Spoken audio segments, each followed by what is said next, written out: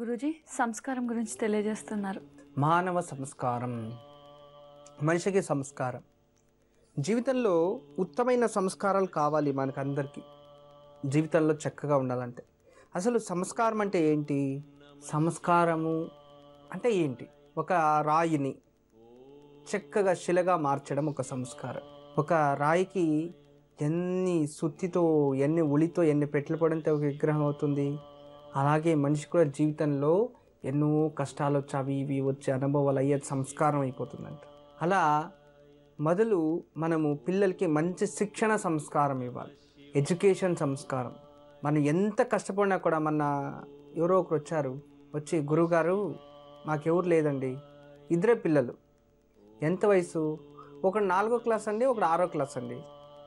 సరే గురుగారు వాళ్ళకి ఇద్దరికి చదువు పట్టదంట, వాళ్ళు పనిలో పెట్టేస్తామండి.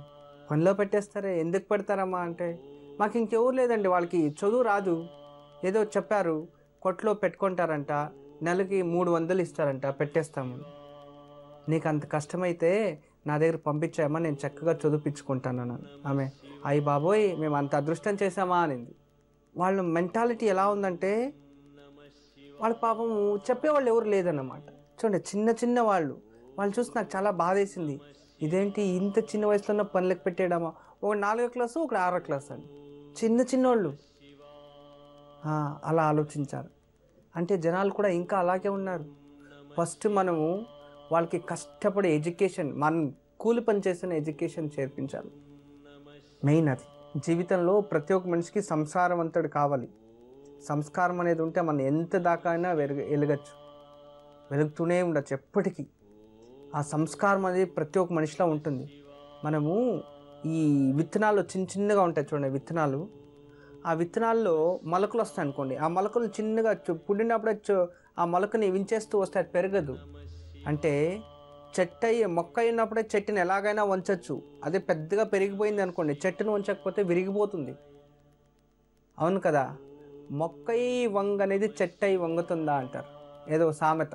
మొక్కై వంగనేది మానై వంగుతుంది.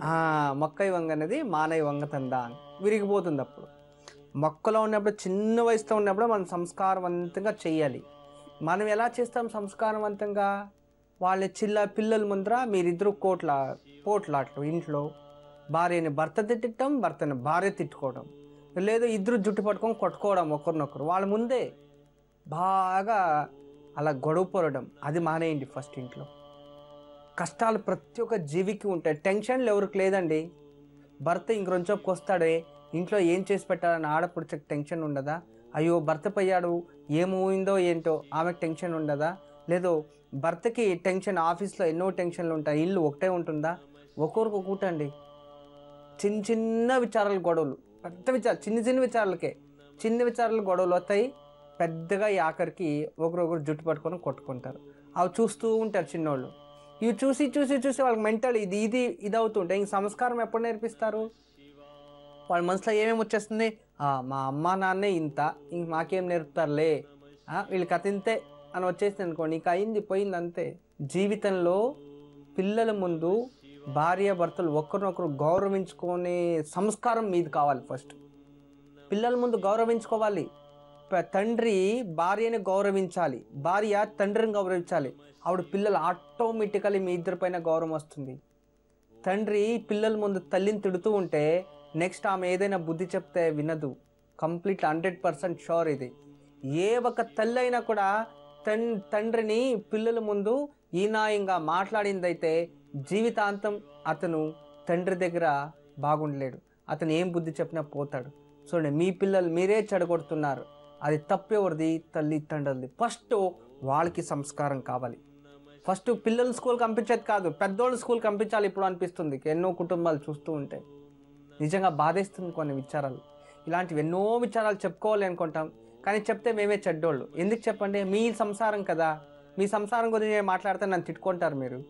కానీ ఈ సంస్కారం గురించి ఎందుకు చెప్తున్నాను చెప్పండి? మీ పిల్లలన్నా బాగుండే ఒక మంచిదాని కోసం, అంతే కదా, వేరే ఇంకేముంది? ఆ పిల్లల కోసం అన్నా మారండి, మారి సమాజాన్ని మార్చండి. ఖచ్చితంగా మారితే ముందరికి మంచి క్షణాలు వస్తాయి. మీ పిల్లలు మంచిగా మంచి స్థానానికి వస్తే అప్పుడు మీకే ఆనందం, నాకేం ఉండదు. మీకు మంచిది కావాలి అని మా సంకల్పం. ఎందుకంటే సర్వే జన సుఖినో భవంతో లోకా సమస్త సన్మంగళాని భవంతో ఎప్పుడూ అంటూనే ఉంటాను నేను. అంటే ప్రపంచం బాగుండాలి, జనాలు బాగుండాలి, మంచిది కావాలని. అందువలన మీకేదైనా మంచిది జరగాలి అని ఉంటే చేయండి. ఫస్ట్ పిల్లలకి సంస్కారం ఇవ్వండి, ఒకరినొకరు గౌరవించుకోండి. నేను చెప్పేది చక్కగా అర్థం చేసుకోండి.